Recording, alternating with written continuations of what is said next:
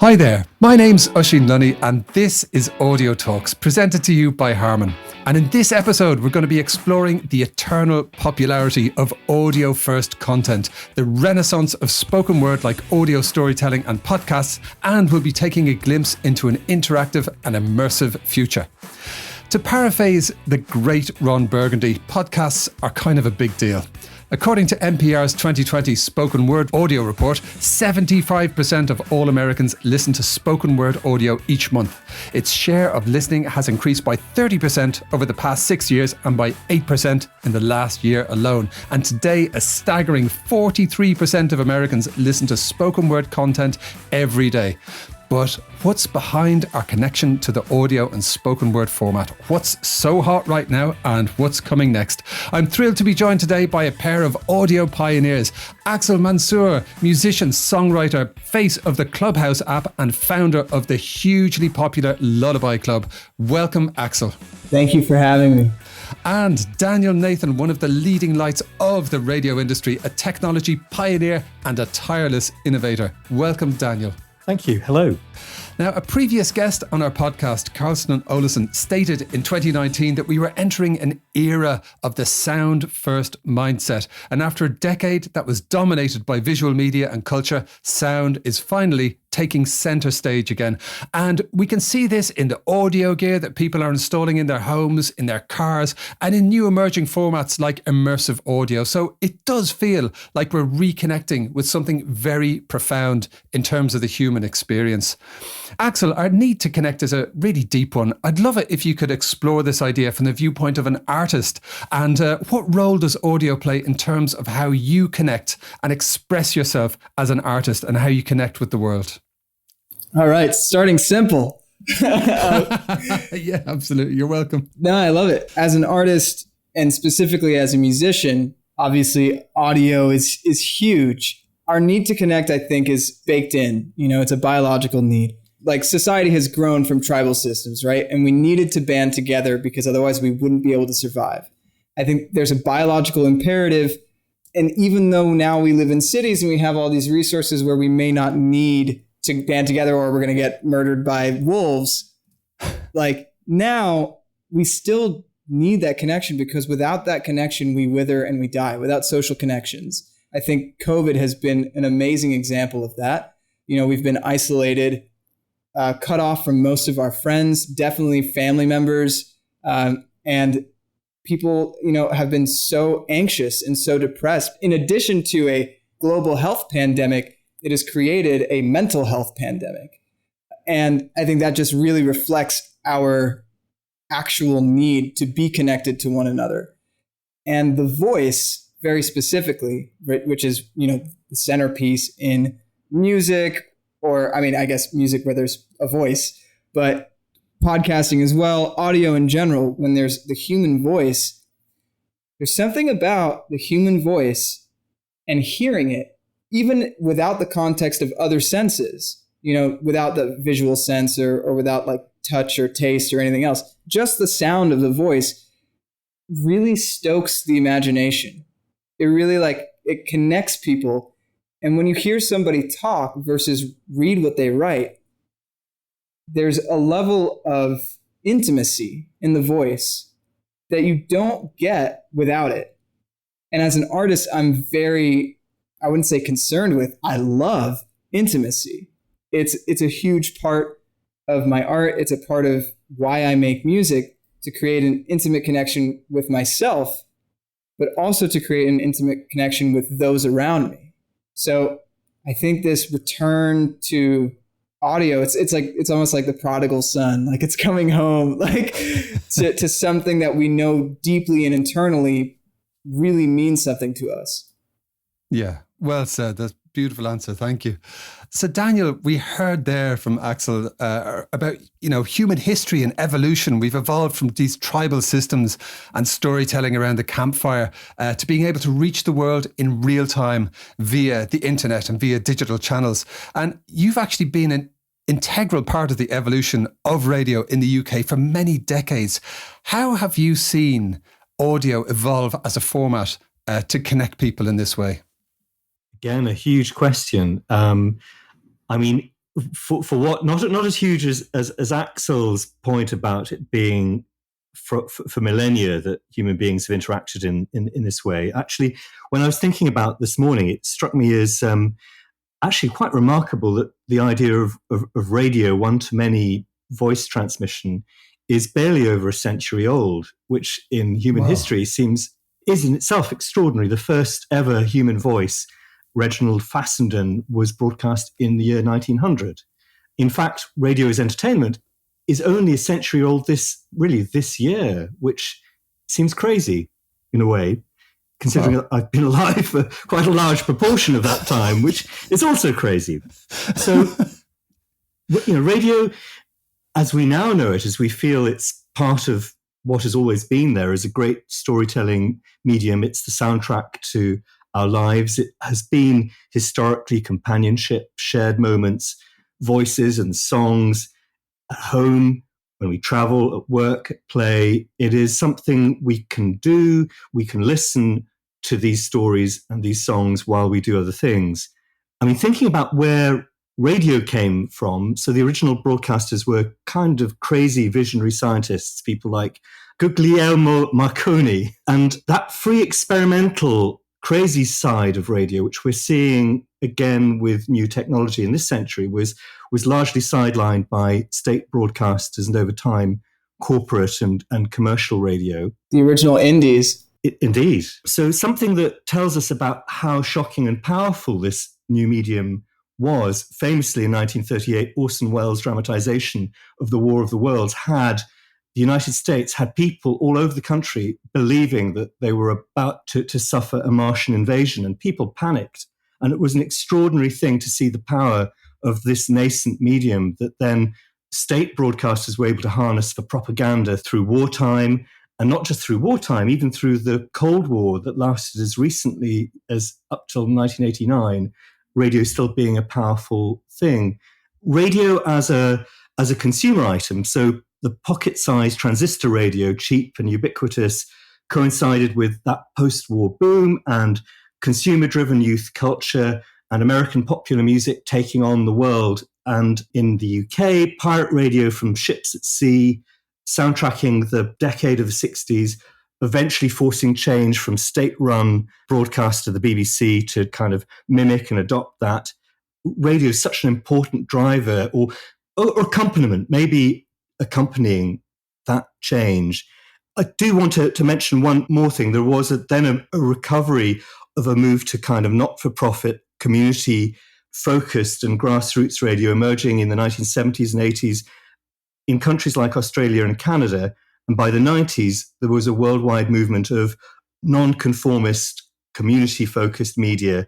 But all the way through this is still broadcasting one-to-many, and we come full circle to where this podcast is really themed, which is where radio is evolving. And the end of the last century kind of bookends a period where you could call it steam radio, ends in the year 2000. And everything since then is the stuff that we're really here to talk about today.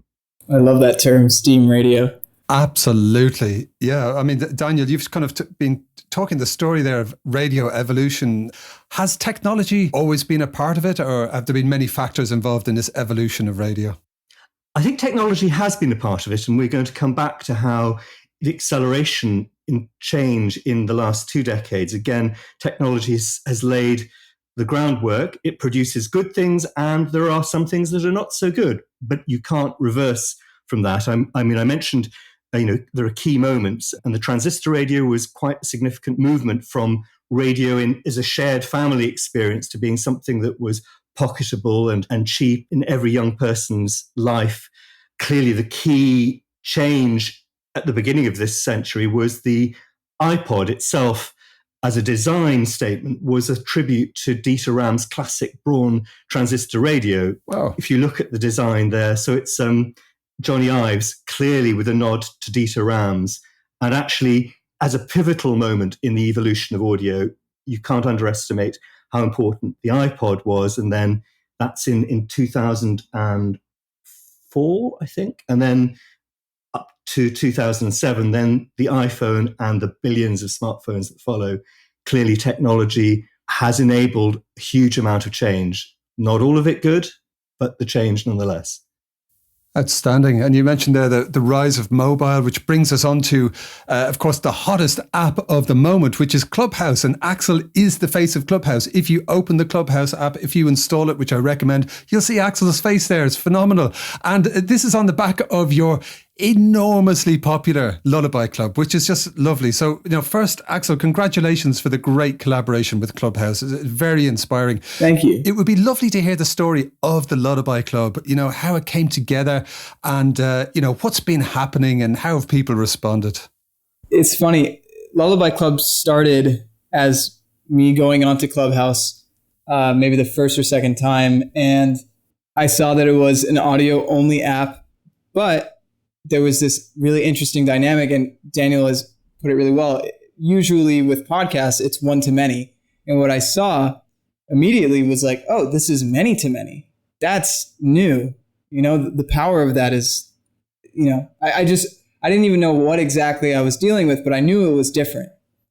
And being a musician and having live streamed on previous platforms, like Twitch and YouNow, and I beta tested for Facebook Live, and so I'm no stranger to live streaming, music performances.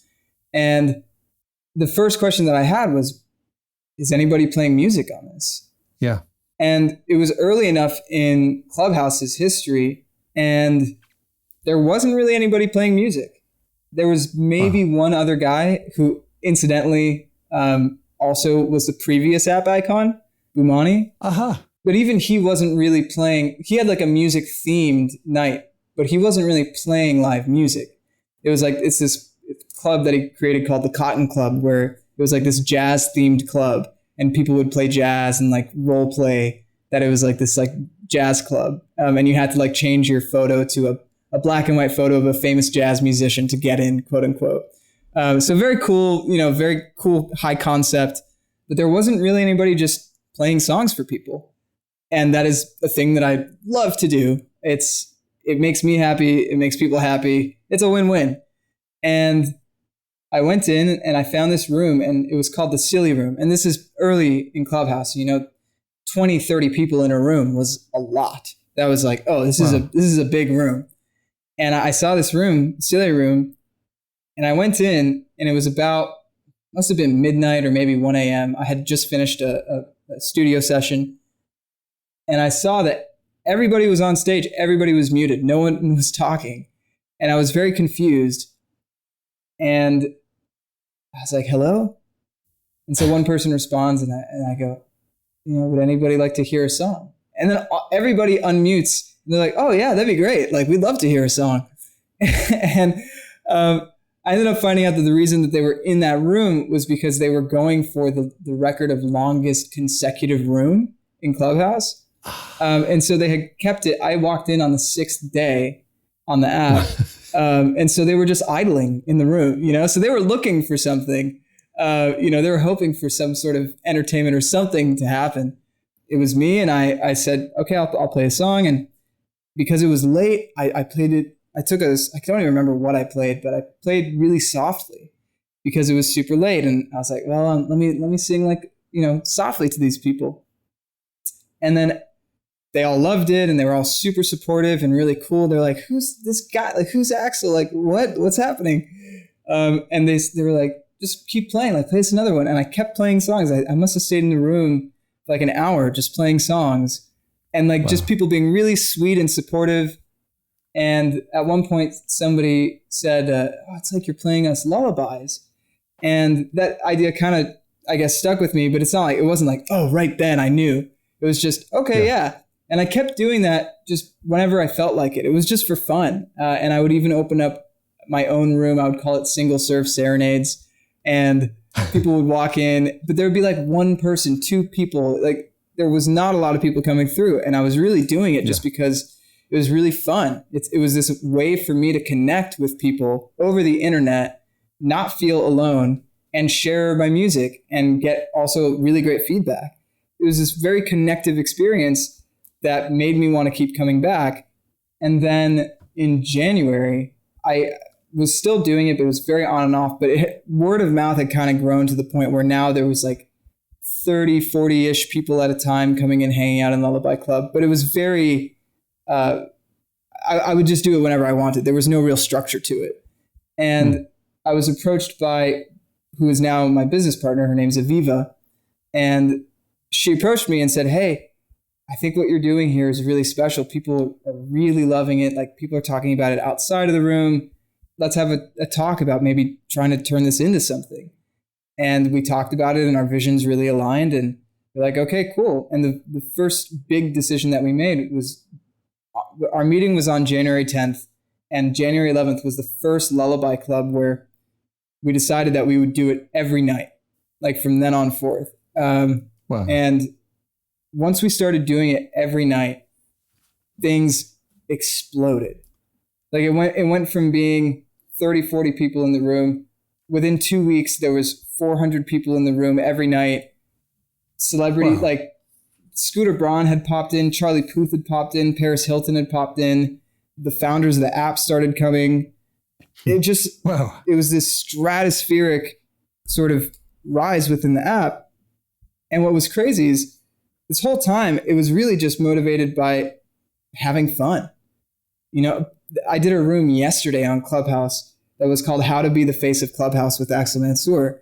And it's kind of a joke title, because I became the face of Clubhouse by not caring at all about becoming the face of Clubhouse. I was just, you know, there are people with way more followers than me. There's people who are super high powered on the app that I'm sure were vying for it and wanted to get it.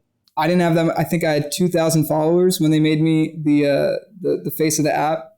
And it was really just me connecting to others through my own value system. Yeah. And that just proliferating, and people feeling that and wanting to be a part of it. And it is now this global community. We've done Lullaby Clubs for the Chinese community on the Chinese time zones. We're doing one for Australia. We've done one for Europe. We've done one for Japan. We're being asked to do one for South America. And it's only been 2.5 months. But as of today, we will have our 73rd consecutive show. Wow. In a row. My goodness. That's superb. And we will, of course, include a link to the Lullaby Club in our show notes. So if you're listening, if you're curious, click through and join Axel in the time zone that suits you. But Axel, I believe you had who was it? John Legend popped by. John Mayer, the other day. one of the Johns. John Mayer, the other I beg John. your pardon. The other John, yeah, I get them mixed up, I'm sorry. Do people kind of pop by and join in a performance, or do they kind of come and listen? Both. I'm incredibly picky about who plays on sort of the main Lullaby Club stage. But there's a whole team now that reviews applications. I mean, since this started, which again has been 2.5 months, we've reviewed over 300 like people submitting to play, which has been absolutely wild. And we've had about 95 musicians play over these last 2.5 months, which has just been incredible. And that's why it's become this massive community. And so people do, like, they're my Lullaby Club homies. Like, they will pop in at times and just do like a song. But John Mayer was that was a surprise. I had no idea that was happening. And I'm the biggest John Mayer fan. Like, he was a massive influence on me in terms of my writing and my singing. And just as a musician, he's probably my biggest teacher. Wow. And to have him come into people are like, he came into your house. Like, you know, it's like he came into Lullaby Club and, you know, asked me if he could play a song and asked, you know, what song would I like to hear. And, you know, I've interacted with a lot of celebrities since this has happened, and usually it doesn't faze me. Like, I'm just like, celebrities are people. Like, there's no reason to treat them any differently. In fact, they want to be treated like just regular people. But with John Mayer, there's such an emotional connection, and I was surprised, and I'd just woken up, and I was like a deer in headlights. I was trying to play it cool, but it did not come off cool. It's just like me bumbling in front of my hero. It was a crazy experience. Truly. That's a beautiful moment. Okay. Real magic does happen in Lullaby Club.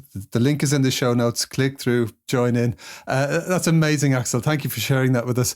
And Daniel, coming over to yourself, this is an example of a really exciting new development. It's powered by technology, but it's all about having an experience which is powered by audio and based on audio. Are there any kind of new audio experiences that you are particularly excited about, Daniel? I suppose fast forwarding to where I'm at the moment, one of the things that that we're discussing here is social radio and social audio. And here's something slightly off beam, but one of the main directions I've seen broadcast radio adapt to, or something that I've encouraged to happen, is something we call social radio through a project called Platform B here in Brighton, which is a youth-focused, I suppose, a licensed pirate radio station. And it is run by and for a community of 16 to 24-year-olds.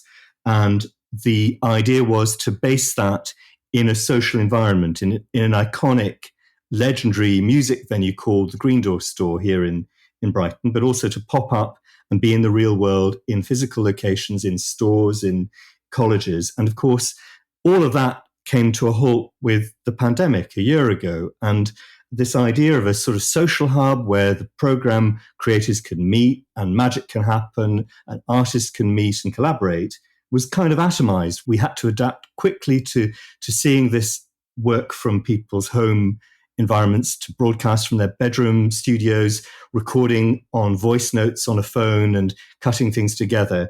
But something was lost. And so something that I was really interested in seeing is whether we could use a VR environment to bring the crew back together again. And I was eager that it shouldn't be a high-end exclusive gaming environment that required really top quality, expensive hardware. And scouting around, we found, there are other platforms available, and I wouldn't say we're committed necessarily to one or the other, but the Mozilla Hubs platform, Mozilla being the foundation that is best known for the Firefox browser, have this platform that works across devices. And we need to think about the fact that most of our crew and many of their listeners don't have a state-of-the-art Xbox, PlayStation, or VR headset or console. And so we went about using a technique called photogrammetry to recreate, to scan in 3D this virtual venue with the intention that we would make radio happen from within it, where the crew could then meet together, and ultimately to see whether we could put live performances, DJs, MCs, eventually full bands, conversation, poetry, spoken word events in a public setting in this situation, and broadcast them as well. And as it happens, last night, Oisin, you were one of the attendees on our inaugural night. You were one of about 300 people that attended probably 20 versions of this venue that we created, because there is actually a limit on the number of people that can attend in each space. You're all watching the same event. You might gather together with a group of friends. And so this is kind of just the beginning of an adventure that is removed from radio, but actually was born out of radio. And so that's my story. Outstanding. Yeah. And at the bar, at the inaugural Platform B virtual reality event at the virtual Green Door Store, I bumped into who else but podcast alumnus Mookie Culhan, who came to speak about immersive audio, which is very much part of this emerging picture. So it was a fun night, and I enjoyed the virtual Guinness there myself, and the music was great as well. So yeah, I mean, you mentioned the word social there, Daniel. That's such an important part. It's like a thread that connects everything that we're talking about, regardless of the technology. And Axel, you actually painted the big picture at the very beginning of our chat today. You spoke about tribal systems and, maybe this is storytelling around the campfire. This is connecting. This is the sharing of history and culture and education. It all comes, it started with the human voice. What role do you think that Clubhouse has today, and, via your work at Clubhouse, in kind of real-time, interactive, social, global storytelling, or could it?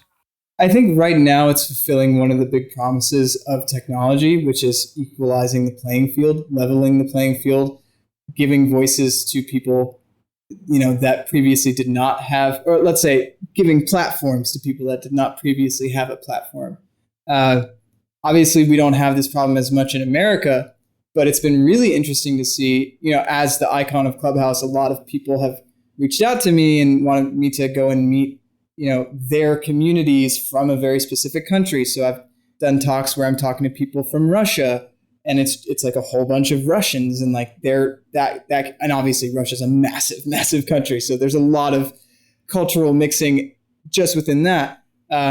But Turkey, and again, Australia, and the Spanish-speaking community, and European and Latin America, and all over the world. But what's been really interesting is, especially in the Middle East, where there are countries where you can't talk about certain issues socially, like person to person. There are taboo topics, either because it's unsanctioned by the government or socially it's just taboo.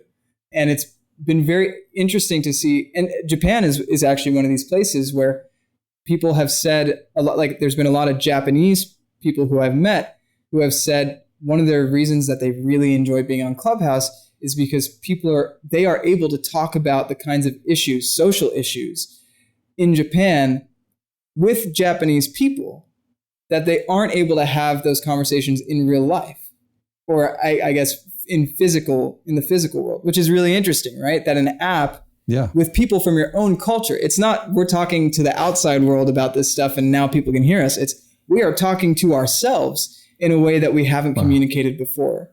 And it's interesting that can happen. And I think it happens because there's this layer of abstraction, right? Where you're not getting faces. You're not getting all these other social cues. You're just getting the voice. And it's interesting because when we think about immersive technology, right? We think about how can you be immersive in every sense of the word, right? In every sense, not just 3D, but, feeling and taste and touch and all of these other things. And yet, by actually taking away these other things, Clubhouse is creating an environment where maybe it's not as immersive, but there's a depth of connection that isn't even able to happen in day-to-day physical society. And I think that's really interesting. That is absolutely fascinating. Thank you, Axel. Yeah, that's I wouldn't have necessarily expected that about folks in Japan being able to connect more so in this virtual space. But I think this is something that you are very clear about with your Lullaby Club and your other appearances on Clubhouse, is that it's a safe space for people to be themselves, to relax, to connect with people all over the world. That's a wonderful, hugely important function. So, kudos for what you're doing there and helping people to be relaxed and free and connect. That's just wonderful. So, Daniel, coming over to yourself, we heard Axel talk there about the idea that technology and the global audio platforms like Clubhouse are helping them to express themselves in ways that would be difficult in everyday life. And, you have been with the rise of radio and its move on to digital since day one, really, in the UK, and you've facilitated a lot of these technology revolutions. What is the importance for you, and what do you see with radio and audio formats as being a way to empower people, maybe to democratize communication and help underserved voices actually reach the world? So again, another really big and interesting question. I think that, historically, I suppose radio version 1.0, or the steam radio I referred to, was very much regulated by nation states typically. And there were all sorts of barriers to entry and discouraging voices that were not just out of mainstream, that might have posed some kind of challenge to convention. And so clearly the technology not automatically knowing boundaries opens these things up. I mean, on a personal level, I was keen to see an approach. My own background through pirate radio was to kind of bypass that regulation or to challenge it and to open it up. And I played a small part in making that happen over the years. The thing that drew me to internet radio at the beginning of the century was that prospect of it being open and global. There is a new gatekeeper in town, and that is big technology, without which none of this would be possible. So remarkable, wonderful opportunities, though the quid pro quo is that you are beholden to some pretty big entrenched players. You will find some people describe the tyranny of choice or the blizzard of choice, and how you then break through that, other than just being completely brilliant, maybe like Axel on Clubhouse. But it is difficult as a lone voice to punch your way through all of that noise. Even if you're that much of a challenge, we now can see there is this question about how powerful some of these big technology platforms can be allowed to be by coming kind of head to head with nation states, the concerns that Facebook might throw elections, the concerns in China, in fact, if you think about Clubhouse, wanting to shut that down and allowing Clubhouse clones to emerge and then stamping down on that. So authoritarian governments and those that would style themselves to be less authoritarian, feeling very challenged by what this may mean. So it's a fascinating time, and it's a really exciting time to punch your way through this. I'd like to think that I retained some of that kind of piratical spirit, and big government and big tech is always going to be slow to move, and it's always nice to find ways around those obstacles. David and Goliath. Yeah, although I have to accept it's probably easier to say that when you know there's unlikely to be a knock on the door and somebody hauling me off to some hidden prison somewhere, which is I suppose one of the benefits of being where I'm being. In different but complementary ways, both of you are really pushing forward the agenda of what it means to connect with people and express yourself using the audio format, and the purpose that audio can have to bring people together in a very real way, in a very meaningful way. So thank you, both of you, for what you're doing. It's just heartwarming to have this conversation. We've kind of examined the landscape and, where things are at the moment. I'm curious to get thoughts from both of you about what's coming up next. Axel, do you want to jump in there and just tell us a bit about what's coming next for the world of Axel and for interactive global storytelling and the Lullaby Club, indeed? A lot.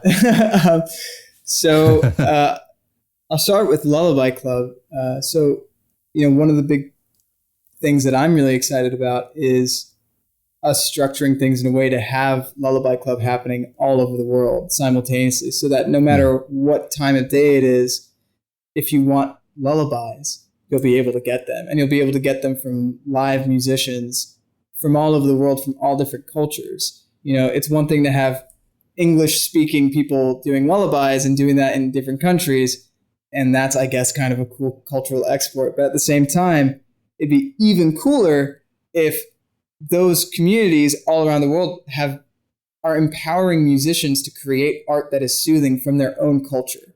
And then they can share that with us in return. And so I want to create this cultural exchange of art that is soothing, music that is soothing to people. So that is like a big vision of what I'm trying to do, what we're trying to do with Lullaby Club.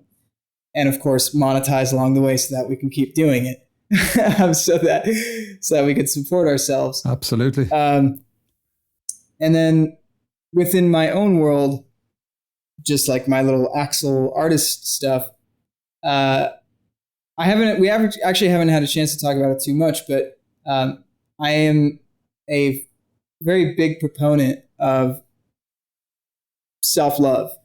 And it's funny, I'd say that the most successful thing I've ever built is a positive, loving relationship with myself. And I did not always have that. In fact, I struggled for many, many, many years with depression and anxiety, and just a very, very insecure, poor sense of self.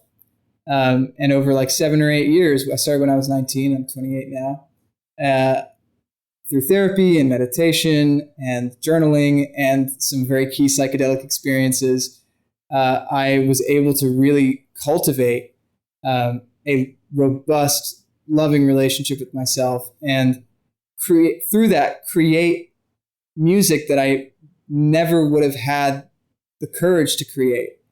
And so I'm putting out an EP It's coming out in April or early May, and the title of the EP is "I Hadn't Never Loved Myself," and it's 5 songs that really explore the painful side of this journey, but that growth and pain are very much related, and pain is not necessarily a bad thing. Pain is a signal.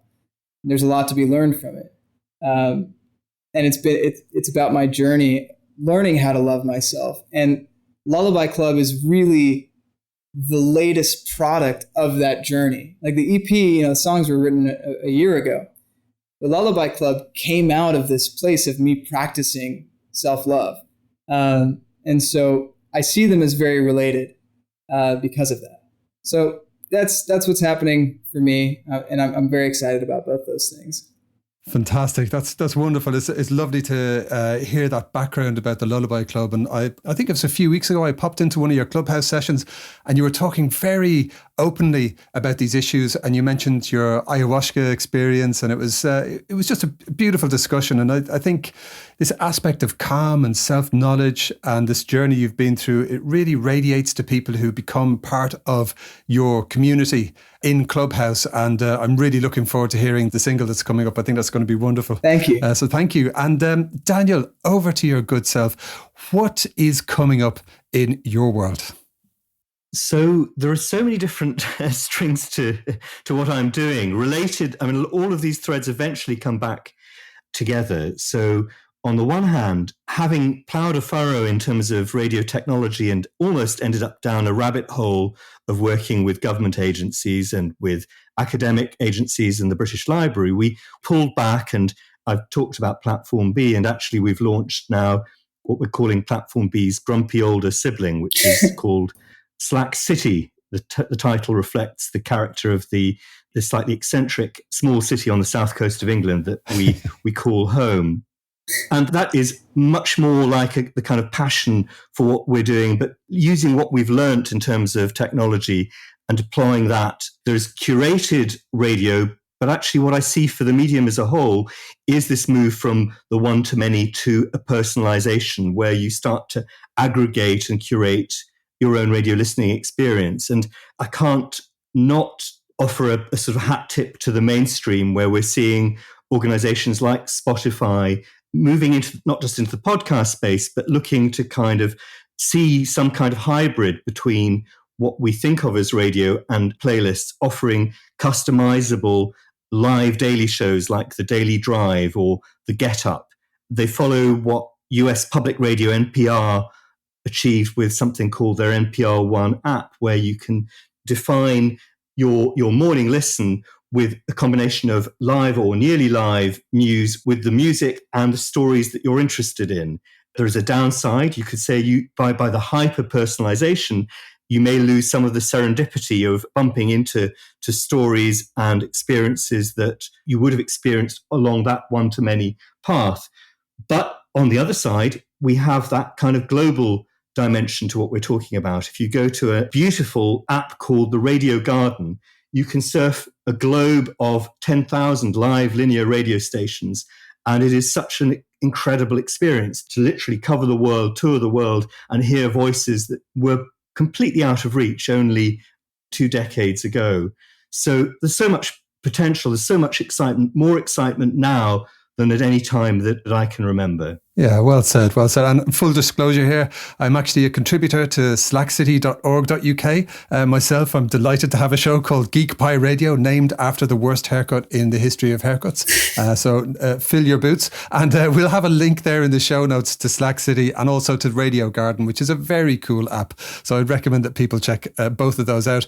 And we've come to the end of our discussion when it's time for me to ask you a very important question. If you would like to add a song to the Audio Talks title playlist, what would it be? Starting with your good self, Axel. Right now, it would probably be Heard It Through the Grapevine by Marvin Gaye. Exceptional choice, sir. Thank you very much. And how about your good self, Daniel? What's your audio contribution to our living playlist? Well, I thought about probably thought too much about today's theme. And my suggestion is a really magical and weird album by a band called Broadcast. It's Broadcast and the focus group investigate witch cults of the radio age. And that seems to fit the bill. If you have to play one song, most of it is just kind of beautiful weirdness, but there is a song, The Bee Colony, bee spelt B-E. So this kind of clever pun that may appeal, maybe not. Oh, that's such a good shout. I love Broadcast. I think I might have bumped into you at a Broadcast gig at the Old Market in Brighton many moons ago. That was just exceptional. And I also thought about today's theme of Audio First. I didn't quite give it that depth of thought, I have to confess, and I went straight for You're My First, My Last, My Everything by Barry White, because audio is indeed first, last and everything. So listen, thank you both so much for joining us on the Audio Talks podcast. That's been such a fun discussion, very heartwarming, very inspiring. And I am more fired up than ever to dive into the world of great audio online, on my phone, everywhere. Thank you so much to Axel Mansoor. Thanks for having me. And thank you to Daniel Nathan. Thank you. Real pleasure. Listeners, don't forget to subscribe, comment, share, and generally get involved. We'll be back soon for some more fascinating audio talks. We will see you next time. But before we go, we have a very special treat for you. Axel is going to perform a song especially for you, the Audio Talks listeners. Enjoy. Over to you, Axel.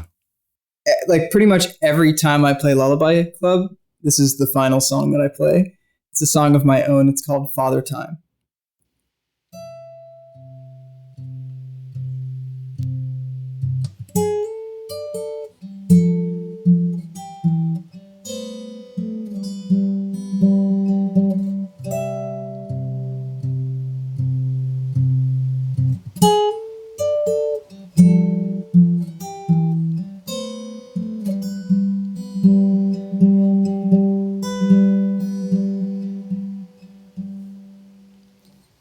Well, I'm young, but I feel old. Soft skin is turning stone, and it's tough knowing there's so much further to go. Oh, caught between these parallels, I know I see both sides of every coin that I am to receive. Well, if I could find Father Time, I would try to get him drunk on wine and stumble around. Maybe slow things down. Yeah, if I could find Father Time, I would try to keep him off his flight, stuck on the ground. Maybe slow things down.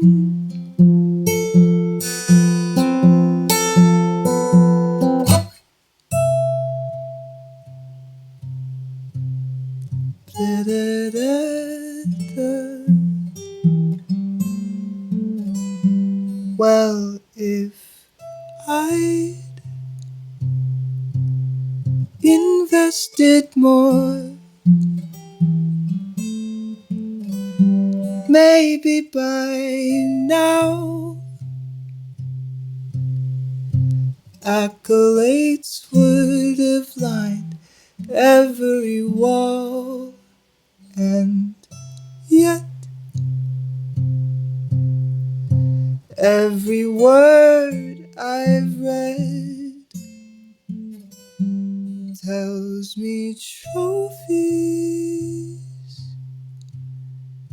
never make good friends.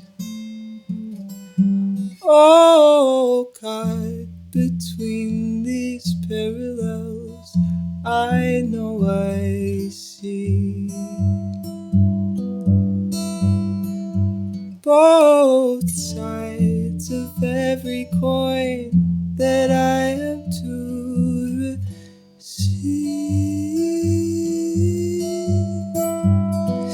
Well, if I could find Father Time, I would try to get him drunk on wine that stumble around. Maybe slow things down. Yeah, if I could find Father Time, I would try to keep him off his flight, stuck on the ground. Maybe slow things down.